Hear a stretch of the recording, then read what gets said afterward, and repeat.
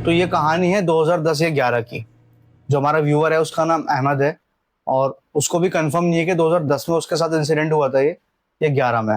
लेकिन जो उसके साथ हुआ था ना, वो उसकी लाइफ का ऐसा चेंजिंग पॉइंट था, टर्निंग पॉइंट था, कि उसके बाद ने वो हरकतें करने छोड़ दी।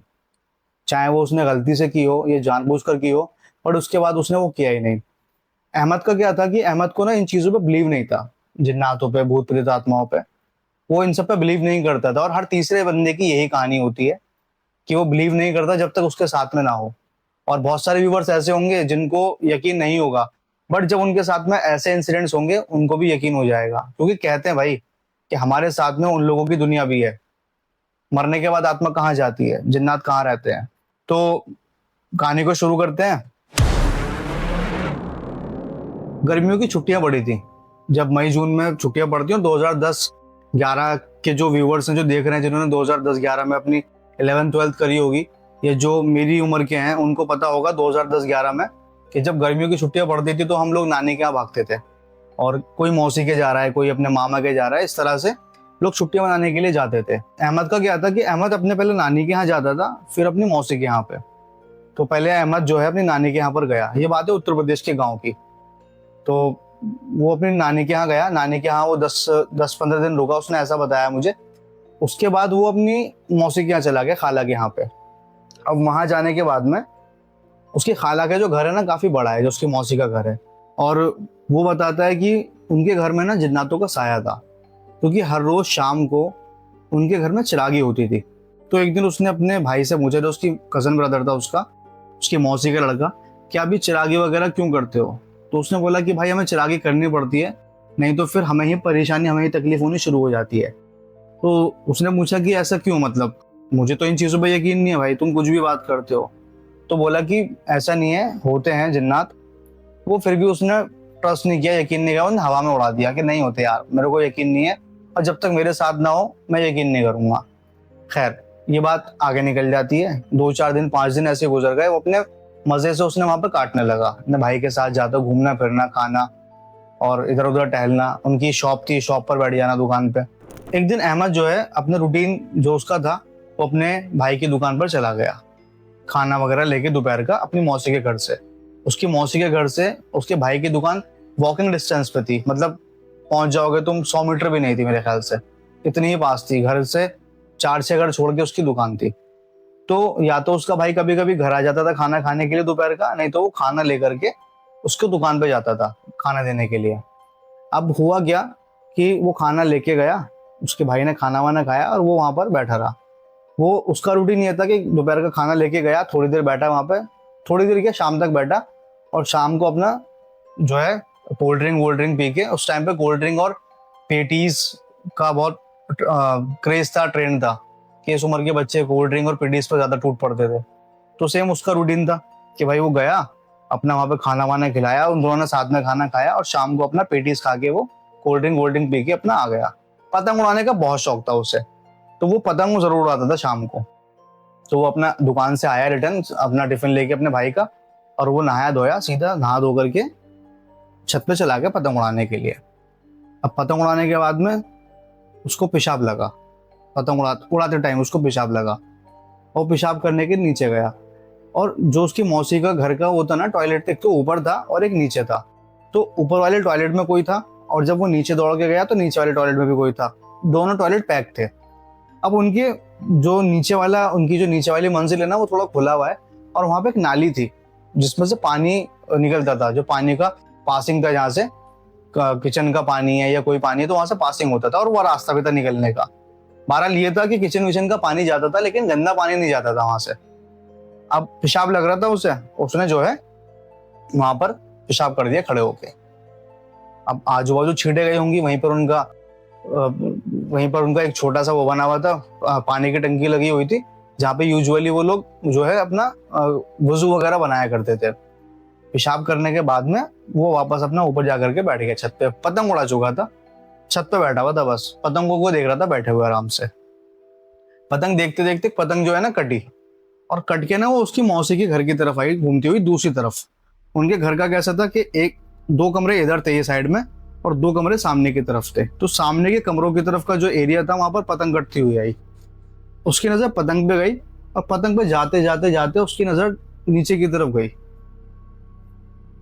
इस टाइम मतलब मैं बता रहा हूँ तो मेरे भी ना एकदम रोंगटे खड़े हो रहे हैं लिटरली। जब उसकी नज़र वहां पड़ी और उसने नीचे की तरफ देखा जहां पर उसने पेशाब किया था, जहां पर वो वजू का जो टंकी लगी हुई थी, तो वहां पर उसने क्लियरली मेरे को ये चीज़ बोला मैंने लिटरली वहां पर एक सफ़ेद दाढ़ी वाले शख्स को मैंने देखा जो खड़े हुए हैं वहां पे वाइट कपड़े पहन के और मुझे इशारे से बुला रहे हैं। वो हाथ का इशारा उसे ऐसे ऐसे कर रहे थे और वो वहां पर एकदम फ्रीज हो गया, उनको देखने लगा और वो उसको इशारे से बुला रहे हैं। कसम से इस टाइम मैं बता रहा हूँ तो मेरे बॉडी के अंदर भी ना शिवरिंग हो रही है, क्योंकि जिस तरह से उसने स्टोरी बताई थी ना और मैं जब सुन रहा था, जिस फ्लो में उसने बताई थी, वो बहुत बहुत जब दिमाग को ऐसा झंझना दे इस तरह का वो इंसिडेंट था उसके साथ में। खैर, वो जब उसकी नजर पड़ी, वो देख रहा था वहां पे, तो वो बुजुर्ग जो खड़े हुए थे सफेद दाढ़ी में, वो उसको इशारे से बुला रहे थे।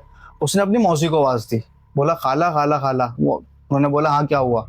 वो नीचे कोई खड़ा हुआ है, तो उसकी खाला ने झांका जीने से सीढ़ियों से देखने के लिए, तो वहां पर कोई नहीं था और वो उसको कंटिन्यू दिख रहे थे। उसने फिर बोला नहीं खाला कोई है, और वो इशारे से बुला रहा देखो कौन है। तो वहां पर जब वो देख रहा था तो वो थे, और जब उसकी खाला देखती तो वहां पर कोई नहीं था। उसकी हवा इतनी टाइट हो गई, उसकी फटके चार हो गई, इतना उसमें आ गया वो डर में, सीढ़ियों से नीचे उतरने को राजी नहीं हो रहा कि वो नीचे उतर के बाहर भाग जाए घर में से। उसको घर में भी डर लग रहा था छत पे बैठे बैठे। अब वो जैसे तैसे करके वो नीचे उतरा पहले अपना, और जा करके अपनी खाला के पास बैठ गया। तो उसकी खाला ने पूछा कुछ किया था तूने? तो बोला खाला मैंने तो कुछ नहीं किया। बोला कुछ तो किया है तूने? तो बोला कुछ नहीं किया। तो उन्होंने अपने बेटे को फोन करके बुलाया और उनका बेटा भी आ गया। उसके बेटे से पूछा कि इसने कुछ किया है क्या ऐसा कि कुछ गलती वलती करी हो? बोला मुझे तो पता नहीं। हाँ ये मुझसे वो तो बहस तो कर रहा था कि भाई ऐसा कुछ नहीं होता जब मैं चिरागे कर रहा था। तो बोला उसके लिए तो कोई ऐसी बात नहीं है, इसके अलावा कुछ किया है ऐसा जिससे किसी को तकलीफ हुई हो, किसी को परेशानी हुई हो? उससे बार बार पूछा। फिर उसने बताया कि हाँ मैंने जो है, मुझे बहुत तेज पेशाब लग रहा था, मैं जब नीचे उतरा तो यहाँ टॉयलेट में भी कोई था और नीचे वाले टॉयलेट में भी कोई था, तो जो नाली है मैंने वहाँ पर खड़े होकर पेशाब कर दिया था। बस ये उसकी सबसे बड़ी गलती थी, क्योंकि जो पेशाब की उसकी छींटें थी जो उसने वहाँ पर खड़े होकर किया था, वो छींटें जहाँ पर उनका गुस्ल, जहाँ वजू का उन्होंने टंकी लगा रखी थी, वो छींटें वहाँ पर भी उड़ के गई होंगी। तो उसके खाला ने उसके भाई ने कहा कि भाई वो रास्ता निकलने का भी है और वहाँ से हमारा कोई गंदा पानी पास नहीं होता, जो नाली बनी हुई है वो सिर्फ जो किचन का पानी है, जो हम बर्तन धोते हैं, वो सिर्फ उसी का पानी वहाँ से जाता है। और तूने वहाँ खड़े होकर पेशाब कर दिया तो वहाँ से निकलने बढ़ने वालों को जो हमें नहीं दिखते उनको परेशानी हुई होगी। और कब करा तूने पेशाब? तो बोला कि अभी मैं पतंग उड़ा के नीचे उतरा था तब। तो वो टाइम ऐसा था कि वो टाइम पे ये चीज़ें अपने इबादत के लिए जाती हैं। और वो बताता है कि जब वो सोया रात को, तो उसे ना पकड़ के ऐसे उठा के हवा में और नीचे फेंका। ये हुआ उसके सामने सपने में, ख्वाब में। बट सिचुएशन ये थी कि वो लिटरली वो बेड से ऊंचा उठ के नीचे गिर गया। वो नीचे बेड से सब जाग गए जो उसके पास सो रहे थे। उसकी खाला सो रही थी और उसका भाई था, उसका जो कजन ब्रदर है, तो एकदम खड़े हो गए ये क्या हुआ, और वो उठ के बैठ गया। रात के करीब 2-2:30 बज रहे होंगे। फिर दोबारा से वही चीज़ हुई। फिर उसने बोला कि मैं माफ़ी चाहता हूँ, मुझसे जो गलती हुई है मैं आइंदा ये गलती नहीं करूँगा। और हाँ मुझे यकीन हो गया कि आप लोग हो, आपकी मखलूक है, और मैं दिल से माफ़ी मांगता हूँ। आज के बाद मैं ये चीज़ कभी नहीं करूँगा। मैं यहाँ पर क्या, मैं कहीं भी नहीं करूँगा। उसके बाद 1-2 दिन बाद नॉर्मल हुआ। एक बार फिर उसके साथ में यही इंसिडेंट हुआ, झटका लगा उसे, लेकिन फिर धीरे धीरे करके उसके साथ चीज़ें नॉर्मल होने लगी।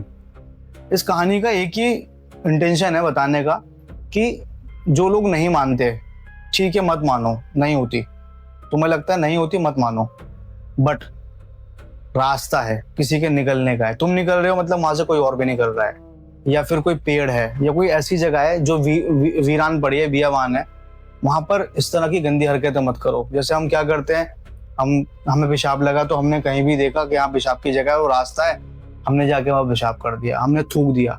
तो इन चीजों से उन लोगों को तकलीफ होती है। सोचो कि अगर तुम्हारे ऊपर तुम्हारे साथ में कोई ऐसा करे, तुम्हारे ऊपर थूक दे या पेशाब कर दे, तो तुम क्या करोगे? मुझे सिर्फ इस बात का जवाब दो और कमेंट बॉक्स में ज़रूर बताना। तो जो दूसरी मखलूक होती है, जो दूसरी दुनिया के लोग होते हैं, उनको भी ये तकलीफ होती है क्योंकि वो पाक चीज़ें हैं। होप तुम लोगों को स्टोरी पसंद आई होगी, और अगर स्टोरी पसंद आई हो तो वीडियो को शेयर ज़रूर करना, वीडियो को लाइक ज़रूर करना और बेल आइकन प्रेस कर देना ताकि मेरे आने वाले ही वीडियो का नोटिफिकेशन तुम्हें फटाफट मिल जाए। वीकली मिलेंगे इसी तरह कहानियों के साथ, तब तक के लिए